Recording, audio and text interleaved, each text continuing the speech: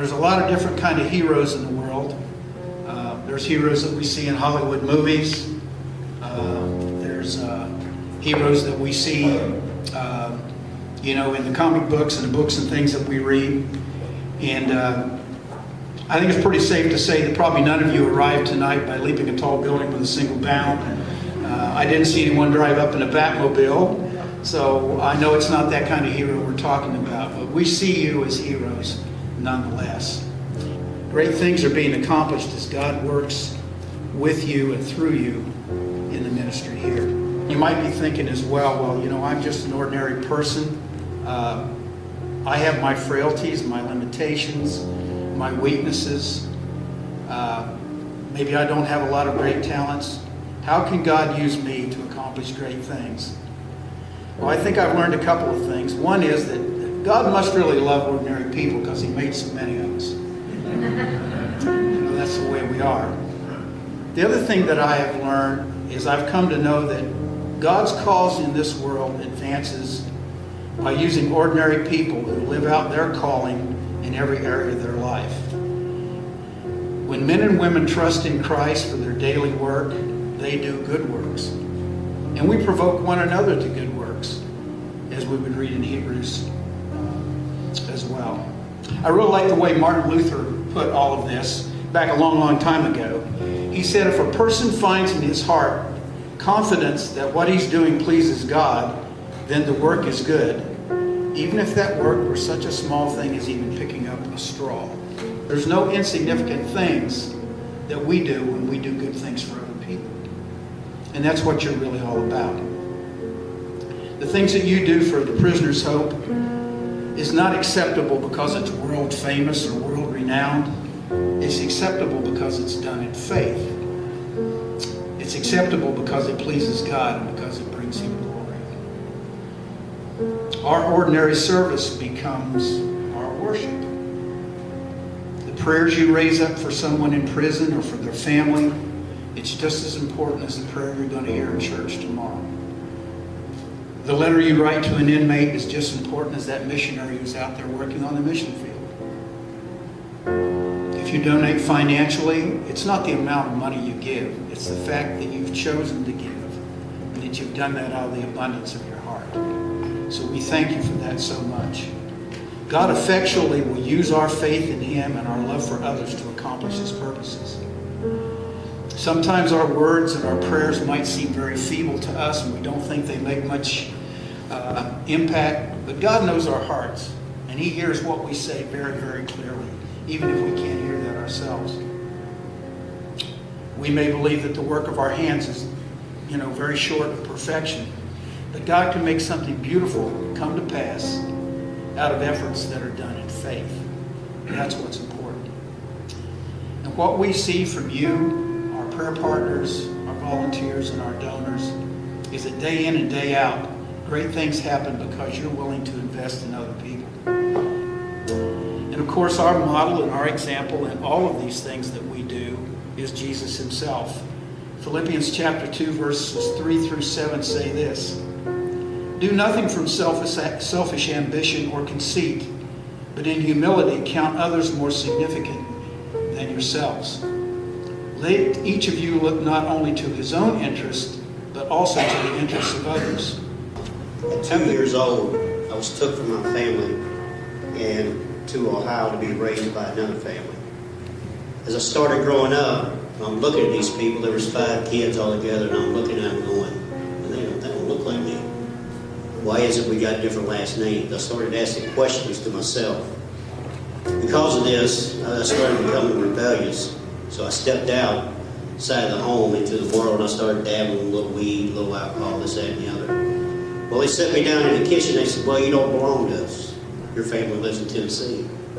They asked me, do you want to go see your family? I said, well, yeah, I would love to go see my family. So at 17 years old, I went to see my family. Come to find out, I got a mother, 2 brothers, 2 sisters. This is at 17. Now, the only difference was I didn't have to go on the streets daily to get what I was looking for. It was at home. So at the age of 18, I found myself in prison with 2 life sentences and 60 years. where I spent the next 30 years of my life.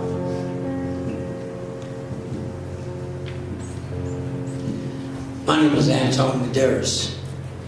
I guess it was probably about 6 years old. My mother divorced my father, and a new man stepped into her life. And it seems that, when women in that generation, they wanted someone to fill the father role. So here I am calling a man my father. I had to call him Daddy. He wasn't my father. I see my father every Sunday. And so here I am trying to explain to my father why I have to call this one. And, he's got no answer to this. So as the years go by and I see my parents keep arguing, I keep getting more rebellious. In fact, this man ain't my father. Before you know it, I started touching a little bit of weed. And the next thing came the pills. And the next thing, the boosting. And that was it. I found out that I was good at something. And within 3 years, I picked up my first weapon. Tried to kill him. Didn't succeed. Then I tried to burn him. And the next thing you know, I'm in foster care. But by that time, the streets had already got me. I realized that I could bring down an ounce of weed and make $80 off it. So the next thing you know, I'm out there doing armed robberies. Selling dope. The people that raised me didn't care anyways. So the next thing you know, I started bouncing from state to state, doing different things. And then I turned around and ended up with 2 life sentences, 199 years, 1 count of murder, capital offense, another count of first-degree murder that they tried to pin on me. And I spent 33 years in prison. And anybody that understands what that is, they stacked the time. It wasn't all together. It was running wild. And that means one thing, you never get out. My name is Brad Britt. At an early age, I hated my dad, and that caused a father wound that I didn't know how it manifested such destructive behaviors later on in life. I looked to my uncles, and they lived a fast life, and that was intriguing to me. I was drawn to it. I became a chameleon. I hid who I was. I became whatever I thought people would accept me. At the age of 16, I started doing drugs. At the age of 17, I caught an armed robbery case and caught 10 years. By the time I was 22, when I finally got out, I married my prison sweetheart 8 months later. And from there I went to a very codependent relationship, and I became the same kind of dad to my kids as the dad that I hated when I was younger. Finally, my addiction grew so bad that my marriage imploded.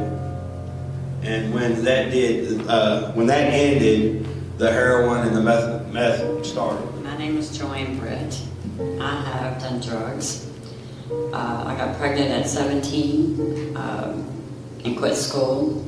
At 20, I married Brad's father, which was a very abusive relationship that I stayed in. And as you all just heard, both of my children ended up in marriages just like mine. Both my kids were on drugs. I have a daughter that I did tough love with, and she ended up passing away of a drug overdose. So when I found out about Brad's, I loved him almost to death. I became the queen of enabling. When I was 9 years old, my mother had been committed to hospital because she had a nervous breakdown. My father had already left at that point. The last thing he said to me was, "Gotta be the man in the house now." So I went to a foster home, and long story short, was getting molested. And I remember one night, the molester, he said to me, he said, "Well, what do you think is going to happen if you say something?" I didn't know, I was 9. He said, "What they're going to do is they're going to take you out of here, but they're going to leave your sister here." And see, if you say anything, then it means that you're putting it on your sister. Obviously, I'm supposed to take care of my sister because she's my younger sister. So I didn't say anything. Spent years of questioning myself, what could I have done differently? My grandfather, who not long after this came and got me, but I couldn't tell my grandfather. My grandfather, he's a man's man. You don't speak about this. And I don't want my grandfather to look at me, his oldest grandson, in a different way. So it was inward. It's something that you just start eating at yourself on the inside, like being in a microwave oven, and I hated myself. And it ended up leading me into relationships that I shouldn't have been in. It led me to a situation where I ended up taking somebody's life that didn't deserve it.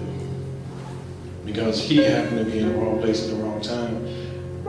And I was sentenced to a life sentence. I had to do 25 years to the parole board. And I spent the first 8 years blaming everybody and everything except me. And I still struggle with it because I didn't do drugs. My father was on drugs. My mother, she had her issues with it. But for me, it was something different. And what it made me think about was when I was going to prison, they would ask you questions. They said, well, you on drugs when you did what you did? And I was like, no. And what that did is made me feel worse because I didn't have drugs or alcohol or anything like that. There must have been something that's wrong with me. Selling drugs and using drugs, and also being a part of a gang within the projects. So that lifestyle went on until I was at the age of 20 years old. Coming back from my auntie's funeral in Alabama, got pulled over by police. Me and the police had an altercation, and I pulled off from the scene. So it ended up where the police ended up blocking the whole street off from where I lived at with my parents, and they had SWAT team and everything around the house. And while I was in the house, and they cut off all the lights in the house while my mother and parents was, my mother and father was in the house, and told them to come outside because I wasn't. So once they came out, while I was inside the house, the devil really began to start playing on my mind. My father had guns in the house that he had registered himself, and I said, well, if they come in, then if they take me out, then I'm gonna take some people with me.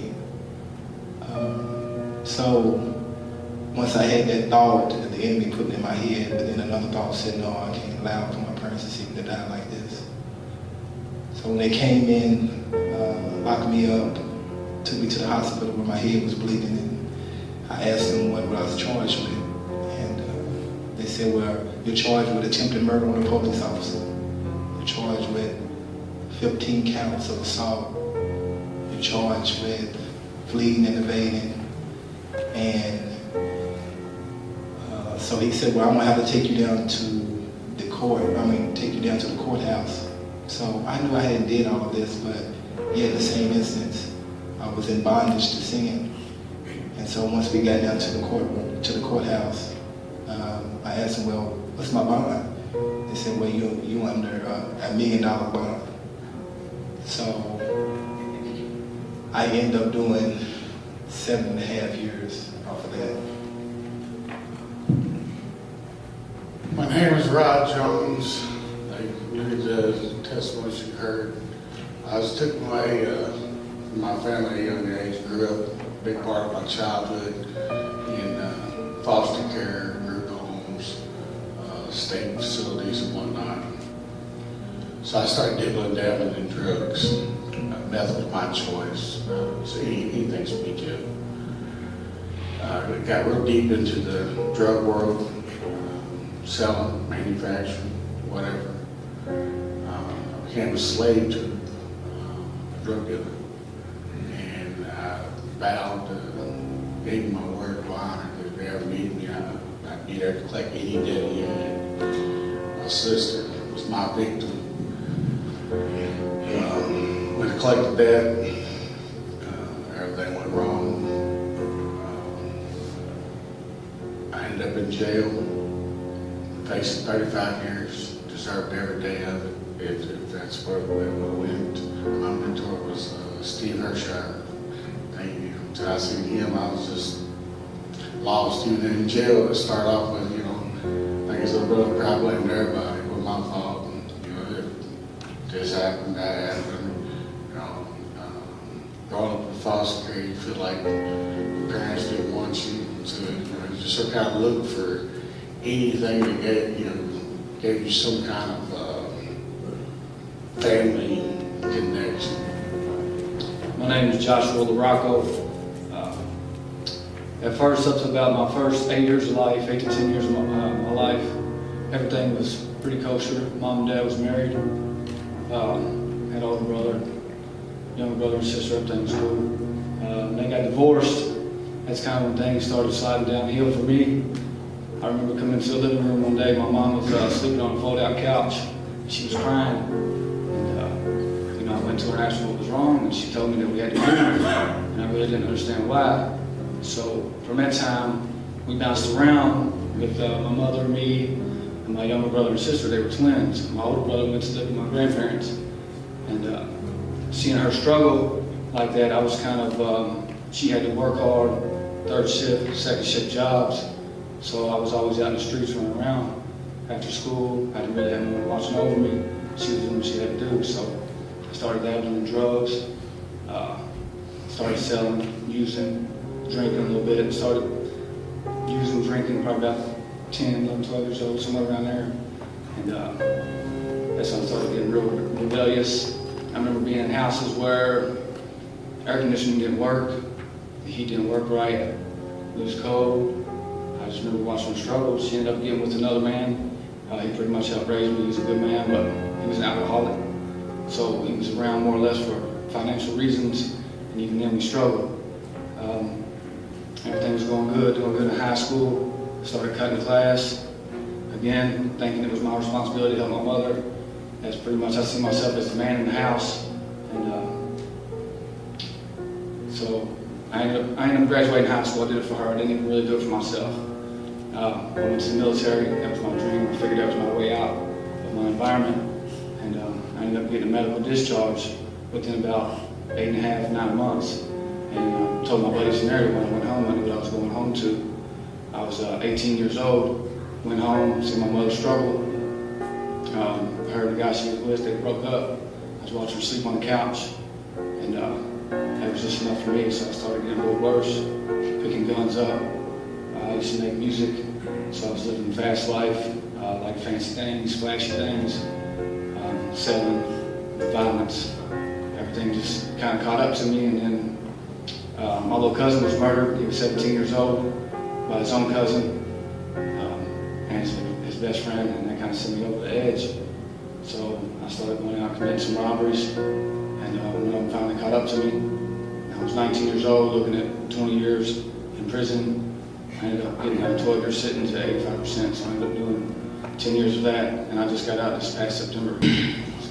I'm Logan, I'm only 17. I don't have a lot of experience with guns or drugs or anything, but I do know what it's like to have like a broken home. My dad wasn't around. I had my uncle, but he was on drugs, so that wasn't much help at the time.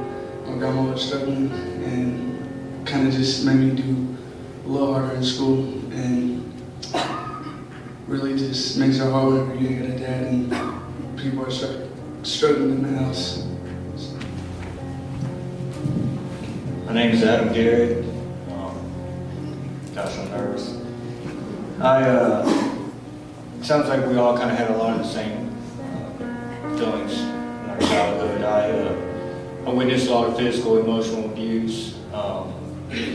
promiscuous relationships, people in and out of my life, family members, and it caused me to have isolation, detachment issues, and I guess that was my mechanism.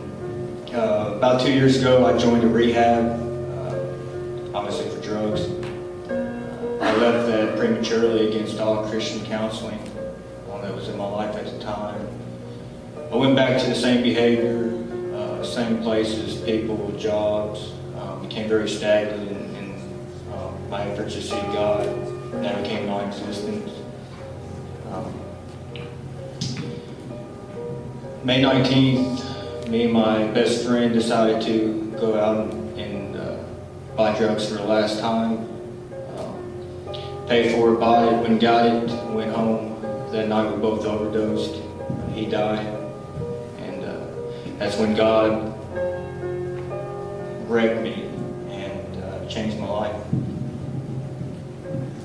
My name is Tony Eames, and I was raised in a broken home, very violent. I was abused, turned to drugs and alcohol, and eventually just ran away and stopped coming home. Just continued to live in sin, and very violent. Almost had to serve the rest of my life in prison. I just got out a few months ago.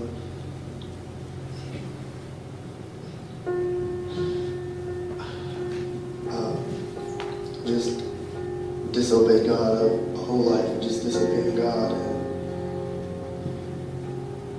didn't have any shame for my sin. The Apostle Paul describes our sinful nature very well in Romans chapter 8, verses 14 and 15. For we know that the law is spiritual, but I am of the flesh, sold under sin. For I do not understand my own actions. I do not do what I want, but I do the very thing I hate. Because of our sinful nature, we all find sin to be a tempting bait. Every one of us. Charmed by its apparent pleasantness, we indulge in it. And then we become so entangled in its grip, we can't escape through our own efforts. That which first attracted us will afterwards detain us and bind us. Even if we should have lingering thoughts of better things and form some frail resolutions to change our ways, our iniquities holds us captive like these chains that you see here. But is that all there is? Is that the end? No, it's not. Jesus has the power to break every chain. He brought them out of the darkness, the utter darkness, and broke away their chains. Let them give thanks to the Lord for His unfailing love, His wonderful deeds for all mankind. For He breaks down gates of bronze and cuts through the bars of iron. Thank you. I know one thing, I was glad you dropped that chain right there. I was fixing to have flashbacks. Started stacking and everything. That's a hell of a thing. You know, the Word tells us, it says, if Christ abides in us and we abide in Him, we shall know the truth, and the truth shall make us free. I believe that truth comes in every aspect of our lives. I shared with you from the start, I went to prison at 18 years old with 2 life sentences in 60 years. Got 2 murders, 2 robberies, and a burglary. They told me from day one that I would never get out of prison. But what a God I serve. Here I stand. You know, I tell guys, I tell my wife of 25 years, you know, I said, you know, God's going to get me out of here. I'm going to get out of here. And I went up for parole in 2010 after doing 25 flat. I gave my life to the Lord in November 26, 2006. I went in front of that parole board. They gave me 60 months. It's 5 years. Like to crush me.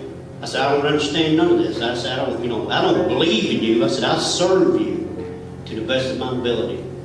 That night he woke me up out of a dead sleep, and he showed me, or through me, he literally stopped a man from getting killed. Or through me, he comforted a man that lost his mother. Or through me, he encouraged many. Or through me, he brought many to him. And I had to say, Lord, forgive me. I never questioned him again. After about 4 years into that 5 years, I started praying. I said, Lord, I know there's people in here that need me, but you know what? There's people out there that need me too. I said, have mercy upon me. I went to the parole board in April 2015, stayed in there for a little over an hour. The Lord speaking to him wasn't me, it was him. And they gave me parole, and here I stand. Praise be to God. This ministry right here prepares men inside for this out here. We have a covenant. They're required to get an education, they're required to get a trade, MRT, life skills, whatever it is the DOC recommends. We supply them with jobs, transportation, clothes, cell phone for potential employer callbacks. I have been affiliated with this ministry here for 4 years, right at 4 years. I know Daryl inside, just so happens we was on different sides of the fence. I remember coming home, I told him, I called him, I said, buddy, I said, I'm serving the Lord now. He said, really? I said, yeah, it surprised me too. Oh, what a start. 33 years, that's a long time. 2 life sentences, 199 years. Earlier I said they're running wild. There's a reason they do that, because you ain't never supposed to get out. And I mean never. I didn't survive 33 years in prison to die in prison. I met a lot of good people. I knew Daryl inside too. Daryl walked a different walk than I walked. You know what I'm saying? But we were still friends, and he never turned his back on me. He was always there, somebody to talk to. We look at a lot of things differently. I'm not nowhere near the person I was when I walked in there. 33 years, July 16th, going in front of the parole board, 10, 12 months before that, walking that yard, worrying to death, am I gonna make it? I went in there, and it's unheard of. I spent 1 hour and 36 minutes in front of 2 women. And they asked me every question under the sun. And I cried. I cried and I explained to them that I was not the same person I was at 22. That the person sitting in front of him was totally different. I talked about the change that God did in me. And I just kept telling them, I just want a chance to live, to show everybody that I'm worth something. Because I know I didn't last all this not to. And an hour and 36 minutes later, the 2 ladies turned around and said, Mr. Medeiros, we're going to grant you parole, but we want you to know something. We don't want to hear any excuses or ever see you again in front of us. Fell to the floor, crying like a baby. And the officer had to come up and say, get yourself together. Get yourself together. I'm taking this, get myself together. I just got free after 33 years. I was never supposed to get out. The first thing I kept thinking was, man, I hope Dad will give me a place to live. Because, 33 years, I ain't got no job, I ain't got nothing. But Dad was right there. The ministry was right there. He started introducing me to people left and right. And I'm telling you, it's people like yourself that save people that's up on this stage today. There ain't no joke to that. It don't matter if it's $5 or 5 minutes of your time. Everything I do is because of God. Today, somebody said, where you leaving? I'm leaving at 3:30. I wouldn't have what I have today if it wasn't for God. And that ain't no joke. I got a beautiful woman in my life for 1.5 years. Keeps me straight. Sometimes, us guys, we get full of ourselves. But it's nice to have somebody to tell you once in a while, hey, you're straight.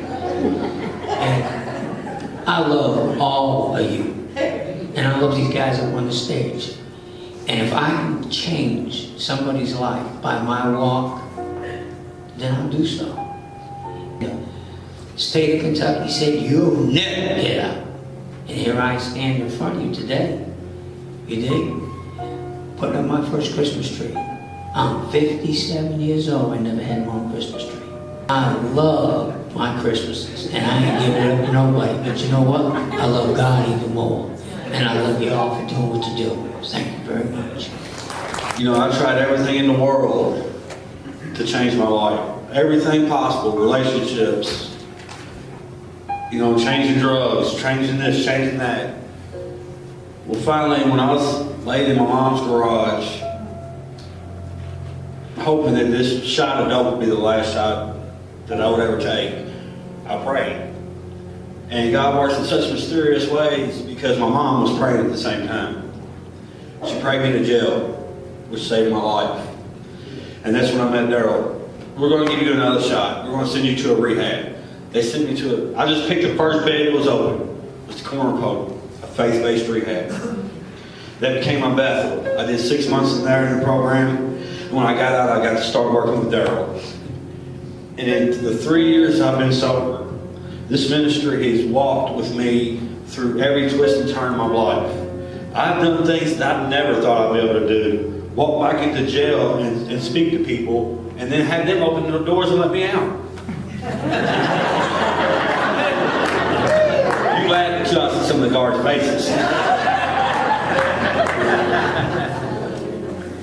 But Daryl Davis, I didn't come through a normal way to Daryl.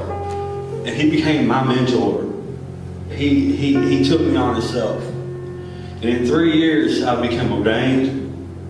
I've been able to speak to politicians from Washington about being a poor single father.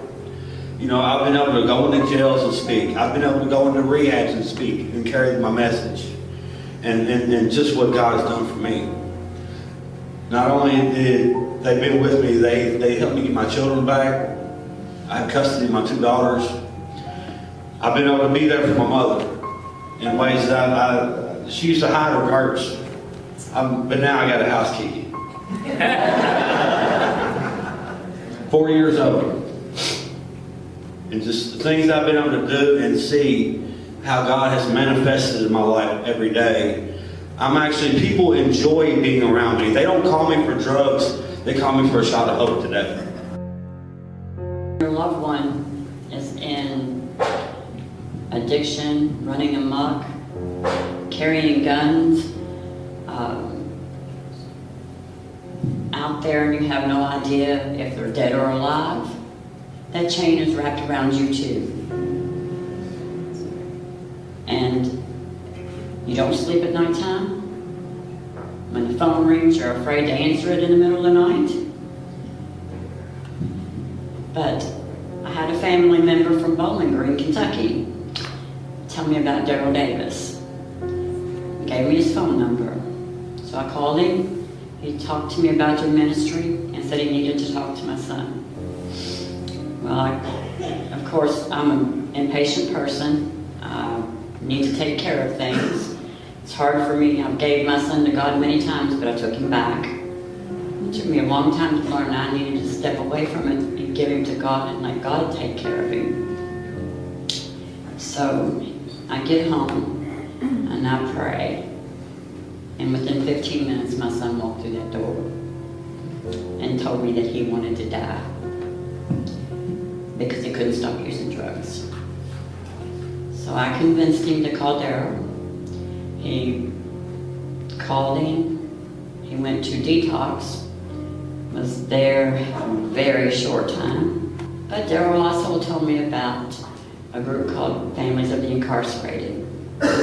So it took a lot of courage for me to go because, you know, when your family is like this, or you don't talk about it. I got there and I walked through the door and they greet you with open arms and hugs, and you sit around in a group and people have almost the same story you have. When it came to me, I wasn't going to talk. But when it got to be my turn, I didn't shut up. But there was even a family there offered to watch my grandkids so that I could get out. One of the guys went to the jail with me to see my son. So the only time I could see Brad is on Sunday in church. So I go to the corner of Hope, and it's way downtown, 18th and Standard, which I don't drive those places. But I go, and I got to see my son,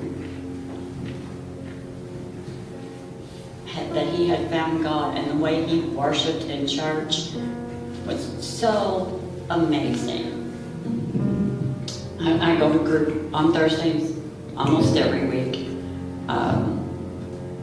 Then I have a grandson that tried drugs, and school called me, so I had to take him to the emergency room. We get there, we were there for 5 hours. So when we get home, I told him, I said, you have to go to 5 meetings. Because I was at the hospital for 5 hours.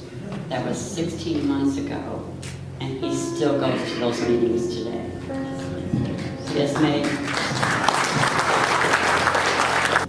I took my granddaughter to the children's ministry, and it made a tremendous difference in her life, helping her to deal with not having her parents around.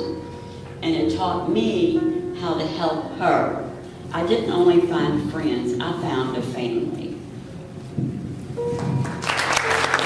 The problems we are now faced with cannot be solved at the same level of thinking we were at when we created them.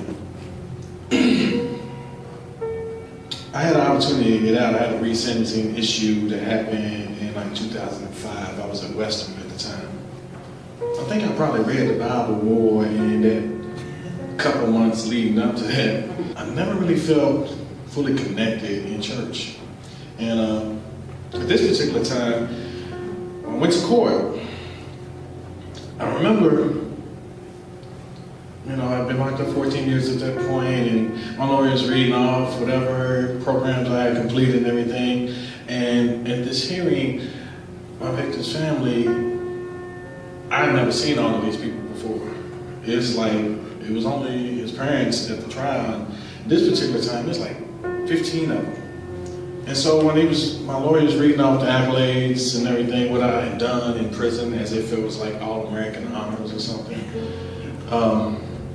I told my lawyer, stop every time something said good about me or what it is that I've done, as if I deserve a pat on the back for doing what I'm supposed to do. It was making things worse for them. It was like, it was reminding them that he doesn't have the opportunity to do those things. He doesn't have the opportunity to correct some things in his life and everything. And family wasn't there because I hadn't talked to my family in about 4 years at that point. I don't know how I ended up back in this cell, but something struck me at the particular time, because when I went back to prison, I went to the library at Western, and you can watch videos in there, and I watched Passing of the Christ. But what I was thinking about was, in order for there to be a resurrection, it's got to be a death, right? And as much as we talk about it, as much as we make decisions and we think about whatever is going on in our life, and as much as we're sorry for what we did, something has to die. And what happened for me was, I was given an opportunity over the course of time to really allow the part of me that could do what I did to fall away. My fiance is sitting right over there. I can't see her because I'm blind right now. But I've been out for 2.5 years, and she said something to me that nobody ever said to me in my life. You keep trying, no matter how many times you get knocked down, you keep getting up. And my whole life, whether it's from my mother, from my father, from anybody in my life, only thing I ever really wanted was somebody to say, I see you. And yesterday, for the first time in my life, a woman who's been one of my best friends for 30 years told me that. And for me, that was even more emotional for me than when the parole board said, we're going to grant you parole. So, there's no way you can convince me that God is not moving in my life. Because there was a time in my life where I would lay down every night, and I would pray every night. But what I would pray for is that I didn't wake up. Resurrection is still in the process in my life, and it's real. So yes, a lot of chains have been broken, you know, but there's a lot of change still yet to be made in me. But I'm thankful in ministries like what y'all have going on here, and play a big part in that. So thank God has taken that stony heart out of me and placed it with a heart of flesh. And now has given me a compassion and concern for people. No longer am I self-centered, but other-centered. At this moment in time in my life, God is just doing exceedingly abundantly above what I can ask or think. Me and my wife, back in 2016 in April, well, He gave me a beautiful wife. First of all, you know, that's a God-fearing woman, loves the Lord. And we ended up starting an outreach called Intentional Acts of Giving, where we began to work with the homeless. And then God began to move upon me to start helping with the youth. And so we're in the west end of Louisville, mainly in the Shawnee neighborhood and the Russell neighborhood. And I'm also part of a missionary ministry where we do a lot of prayer walking in the communities. And we look for persons of peace where we can come into their house and set up home Bible studies and begin to fellowship and meet with them weekly. I help with Youth for Christ, which is a ministry that is targeted toward middle school and high school students. During middle school is when the enemy really was getting me sidetracked and off track and get my attention toward the streets. So I definitely have a passion and a drive with the middle school students and high school students. So I help with them. Also Youth for Christ. Then I'm on a committee with it's called Fuller Center, which they help low-income families get housing. So God has got me in a lot of different ministries right now, being involved, being engaged. I went so hard for the enemy when I was in darkness. So when God called me out of darkness into His marvelous light, then it's like, I know I'm going to go hard for Him. So, and He's like, you know, I've given, much is given, much is required, and I've placed a lot into you, and I want you to share. Brother Durrell, he's been a spiritual mentor to me even before, while we were in prison. We had ended up in the same dorm together, and then I used to see him over in the dorm. He got all type of books out on the table. I'm like, man, what is he reading over there? You know, ain't that many Bibles, you know. There's a couple Bibles, different translations, but I don't know, it might be something else he's doing over there. I need to find out what that is. So, so anyway, you know, I had knew about him and what he was doing and how God was using him and stuff in the institution. So, you know, I ended up approaching myself and ended up talking to him and asking him about these books and stuff he was reading about. And he began to just tell me, man, you want to go deeper. You know, you can go deeper beyond the surface. So God began to use him to start teaching me Greek and Hebrew and Greek and going into the lexicon. So it was just kind of like, if somebody going to teach you Hebrew and Greek and lexicon, you already know you're going to be stuck with them to the hip probably the rest of your life. Because when God reconnected us, you know, we jumped right back on track where we left off. And he began to pull on to me still. And even to this day, he's been an awesome mentor. Him and his wife Tiffany, I just thank God for this ministry. I thank God for the supporters and volunteers and all what y'all doing, as y'all giving your time, your talents, your treasure. It's such a blessing. I mean, we are definitely examples, but it's many more that this ministry is pouring into and building up and supporting. So, and it's not just the guys or the women that's coming through the institution, it's also their family members. You know what I mean? It's spilling over into households. You know what I mean? Because when people are in bondage and in captivity and slavery, then it's not just them. Because what we do just don't affect us. It affects everybody that loves us. So I just thank God for y'all and what y'all do. And it's just such a blessing. There's a lot of dates up here and everything. For me, the most important date would be August 18, 2014. That's when my chain actually broke. I was in jail. I had a Bible study, and I asked the Lord to come in and take over. I didn't want to drive this car. I was sitting in the trunk to let me know when it was time to get out. So that's where I've been walking ever since. After them chains broke, I had a lot of hatred still in me. While in jail, I thought nobody hated more than what I did. God sent a brother, Satan's guy. This man hated, let me tell you, this man hated a lot. God used me to show him what he'd done for me. He took my hate and turned it into love. And I love that brother to this day. He got saved in jail from my testimony. A lot of these guys up here, you know, they got a lot of time behind the fence. Me, I was in county jail. I did 358 days. That's what I did. But I utilized every one of those days. I stayed in my Bible. I listened. I took every opportunity to share the testimony that God gave me. When I came out of jail, I wanted a family to feel what I felt in my heart, man. You know, Jesus, that's the only way. A lot of family, that wasn't acceptable, but there's still some family that just don't want to talk to me, won't answer the phone. If they know, won't talk about Jesus. As far as Prisoner's Hope and everything, like I said earlier, my mentor is not here, but Daryl was my mentor's mentor. Steve was there pretty much every week. Studying with me, sharing the word, teaching the word to me. This ministry here means a lot to me. This ministry got me a box of clothes together.